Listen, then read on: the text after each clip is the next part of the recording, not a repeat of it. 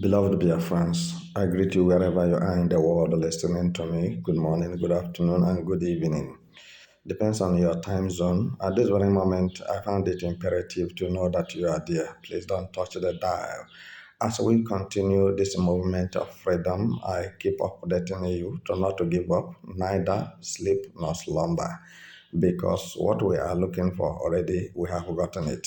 And there's no going back because we have gone far beyond the Rubicon. As I'm talking with you now, Biafrans are going home any moment from now. Do you know what should stimulate you to understand that we are going home? Because everybody now is talking about Biafra, both Hausa, Igbo, Yoruba, and other ethnic minorities in Nigeria. All Nigerians are talking about Biafra, talking about Mazen Nnamdi Kanu, talking about IPOB. This is first in history. This is first in life.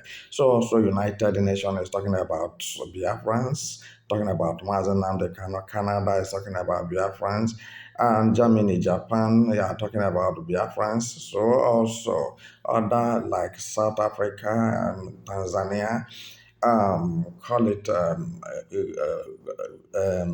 what is the Ivory Coast and etc. Many countries on earth are talking about Biafra nation. And I want to tell you something that will ginger you up this very moment for you to understand that we have been slaves in the contraption called Nigeria. Is because our tears are being shed on the ground. So also our bloods are being shed on the ground. So for how long will our tears and blood be soaked the ground? Should we soak the bed we lie down? Should soak the pillow we put our head on it? How long will our blood will stop flowing on the ground? How long will our tears stop flowing on daily basis? As I'm even talking with you now, many things, genocide being committed, the atrocities being committed by Nigeria, Fulanis in Biafra land has become unbecoming, and no politician in Igbo land is saying a word. This is what makes them a coward. And in their cowardice, they decided to appreciate money more than human beings. Then who are they now ruling? Who are they leading? As they call themselves leaders, the Igbo politicians. Who are they leading and who are they ruling? And at the end of every 4 years, they will come out to recontest to amass money. And that is how graves are being filled with people untimely deaths. This is how death amass people in Biafra land, and they don't care. This should ginger you to get up and say enough is enough. Because if this were to be our country, we Biafrans, we will not be suffering from these massacres. We will not be suffering from genocide. But let's talk about genocide. How do you define genocide? What is the meaning of genocide? According to the Oxford University, how did he define genocide? Genocide is a deliberate killing, a deliberate massive killing by a certain group of people in a particular country or in a particular place, which some particular group or particular language are being targeted by particular people to wipe out the generation or that particular language out of that particular country. And that is what we are going through. Genocide, fallen Imietiala terrorists, and all the, call it Islamic extremists, they have connived against Biafrans. And I don't think that it is something to smile about. It's not something to be accommodated. It's not something to joke about, because many of our brothers and our sisters innocently have been destroyed and sent to the early graves. I think this is the time we should call a spade and take the bull by the horn and move forward to leave the contraption called Nigeria. Ladies and gentlemen, you may not like what I'm saying, but I think that it is time, because anything that happens in its time is not a curse, it's not a sorrowful thing, it's not a bad thing. The Biafra is a dream that must be achieved. It's an idea that is time has come to actualize. So we have been mesmerized in our own land of nativity. We have been mesmerized in our own land of in our own ancestral land. Therefore, I don't think that that mess should continue. I don't think that that killings should continue. They have killed us enough, more than enough. We have bared enough. We have run enough. Where will we run to that will be to us like Biafra land? Where will we be comfortable except to Biafra land? Who will give us their own land? Who will allow us to do whatever we like with their own land?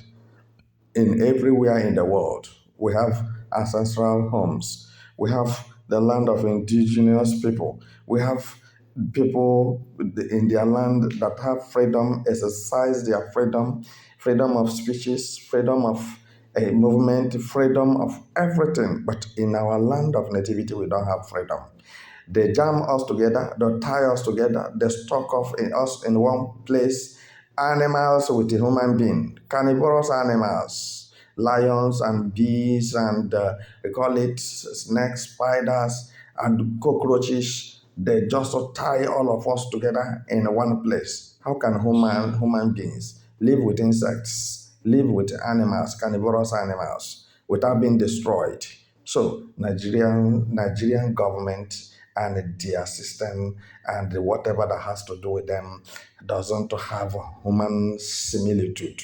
And for this reason, is a verisimilitude action and the movement to determine Biafra sovereign nation, which everybody must rise up to support me for us to be able to coexist on the same frequency in order to actualize our dream, our dreams, our objective primarily. So without double-mindedness, without betrayal, without judgmental spirit, without nepotism, without sabotage. Ladies and gentlemen, join me. Let's go. It is the time to leave the contraption of evil called Nigeria and move to Biafra land.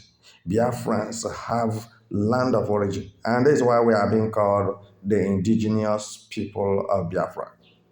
And this is why they are suffering and persecuting the innocent leader, Nnamdi Kanu, for no reason.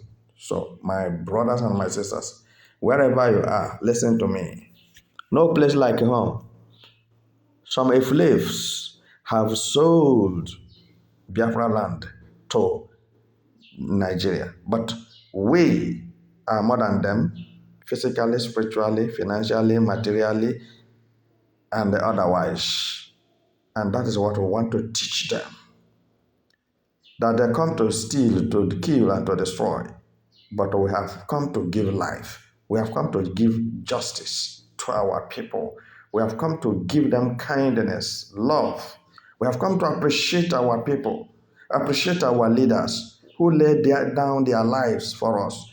Let the voices of Biafrans go up. We are going home. We are tired of abroad. We are tired of another man's land, another man's country. There is nobody that will appreciate what you have more than you. And you cannot appreciate what somebody has more than what you have. Then the only thing we have is our land of nativity, our ancestral land, Biafra nation.